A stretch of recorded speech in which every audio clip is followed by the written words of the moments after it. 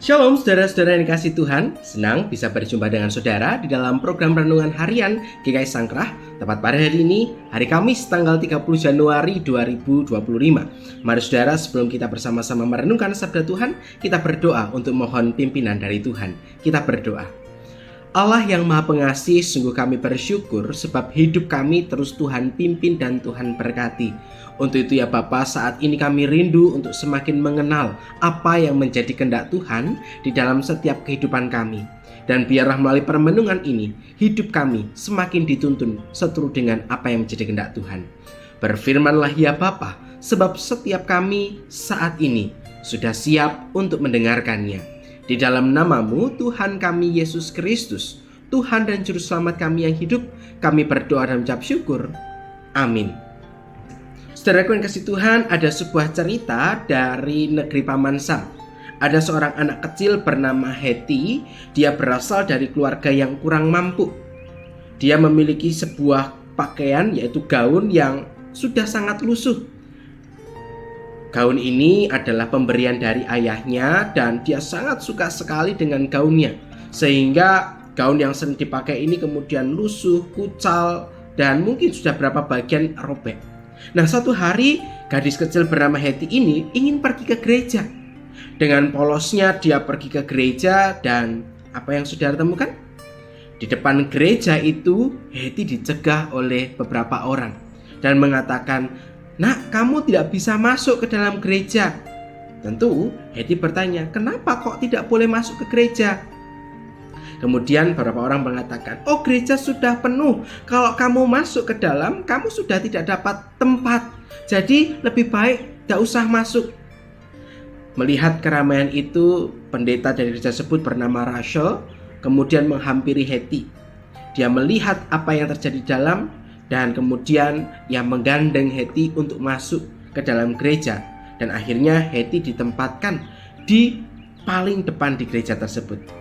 Hetty beribadah, Hetty senang mengalami perjumpaan dengan Tuhan.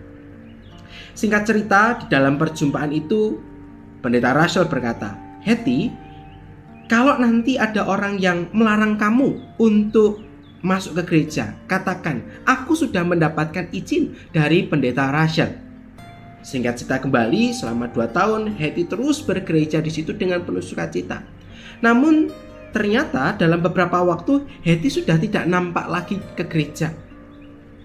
Hadirlah Mama Hetty yang ingin menjumpai pendeta Rachel. Kemudian ia berkata kepada pendeta Rachel, "Bapak, bolehkah kami meminta Bapak untuk melayani anak kami, Hetty?" Tentu pendeta Rachel bertanya, "Oh, Hetty kan si anak kecil yang riang itu ya, anak perempuan itu ya?" Mama Hetty kemudian mengangguk, "Betul.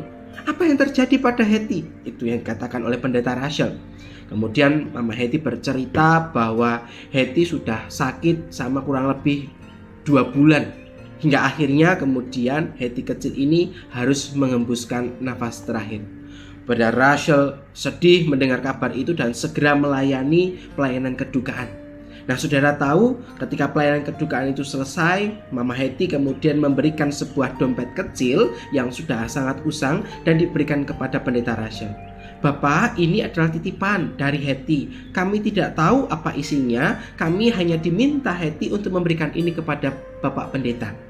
Kemudian pendeta Rachel membuka dompet itu berisi 57 sen dan ada sebuah kertas yang berisikan tulisan Hetty yang ditujukan kepada pendeta Rachel. Hetty menuliskan seperti ini, "Pendeta Rachel yang terkasih, terima kasih untuk waktu itu aku boleh diizinkan masuk ke gereja. Aku mengenal siapa itu Tuhan lewat kehadiranmu. Dan ini aku memberikan 57 sen uang tabunganku supaya bisa menyumbang untuk pembangunan gereja, supaya gereja dapat dibangun lebih luas lagi sehingga banyak orang yang nantinya akan bisa ikut masuk ke dalam gereja." Berita ini kemudian disebarkan oleh pendeta Rachel betapa ia melihat ketulusan hati dari seorang anak ini, sehingga akhirnya terkumpul dana sekitar $250.000 untuk membuat gereja ini semakin luas. Dan sejak saat itulah Gereja tersebut membuka dirinya bagi siapapun. Belajar dari pengalaman perjumpaan dengan seorang anak bernama Hetty, gereja boleh mengalami perubahan untuk tidak menolak banyak orang. Dan itu yang terjadi di Amerika, tepatnya di kota Michigan. Sebuah gereja baptis. Gereja itu didirikan dengan begitu luasnya untuk menolong dan menerima siapapun juga. Nah saudara, inilah yang seharusnya juga gereja lakukan untuk terus memperbarui diri seturut dengan apa yang menjadi kehendak Tuhan. Firman Tuhan juga berkata di dalam 2 Tawarikh pasal yang ke-34 ayat yang kedua, ia melakukan apa yang benar di mata Tuhan dan hidup seperti Daud bapa leluhurnya, dan tidak menyimpang ke kanan atau ke kiri. Nah saudaraku yang kasih Tuhan, di dalam bagian ini menceritakan tentang seorang raja bernama Yosia. Bagaimana seorang raja Yosia yang masih sangat muda, dia ingin untuk mengalami reformasi rohani. Ia tahu bagaimana ia harus hidup benar di hadapan Allah Daud. Sehingga ia pertama-tama bertindak tegas dengan menyingkirkan segala bentuk penyimpangan pada perintah-perintah Allah. Di sana yang dilakukan oleh Raja Yosia adalah menghancurkan semua tempat peribadahan, termasuk tempat beribadah untuk menyembah berhala-berhala di Yerusalem. Baik mezbah Baal dirobohkan, tiang-tiang berhala, patung-patung patahan dihancurkan. Sehingga dikatakan dalam bagian ini, Yosia menahirkan Yehuda dan Yerusalem dari segala yang tak layak di hadapan Tuhan. Dan dikatakan ia bertindak benar, tidak menyimpang ke kanan dan ke kiri, sehingga ia berkenan di hadapan Tuhan. Sehingga bagian ini juga memberikan sebuah penegasan kepada setiap kita, bagaimana hidup beriman harus selalu berbicara tentang apa yang menjadi kehendak Tuhan. Melalui kisah Hetty dan juga kisah Raja Yosia, kita diingatkan bagaimana kita harus menjadi teladan iman bagi sesama kita. Harus bertindak bagaimana apa yang menjadi kehendak Tuhan di dalam kehidupan kita. Itu artinya kita memperjuangkan apa yang menjadi kebenaran menurut firman Tuhan, entah apapun yang terjadi. Tetapi Tuhan Allah dapat memakai segala bentuk cerita untuk menyatakan kehendaknya kepada umat manusia. Untuk itu saat ini undangan Tuhan bagi kita adalah menyatakan kehendak Allah di tengah-tengah kehidupan kita lewat segala kisah kehidupan kita. Maka biarlah kisah inspirasi yang dilakukan oleh Hetty dan juga Raja Yosia boleh menjadi sumber inspirasi kita dalam kita memperjuangkan kebenaran firman di dalam kehidupan hari lepas hari. Biarlah permenungan ini boleh menjadi satu sumber kekuatan bagi setiap kita. Mari bersama kita menutup permenungan ini di dalam doa. Mari kita berdoa. Bapa, kami bersyukur untuk firman Tuhan yang menginspirasi setiap kami.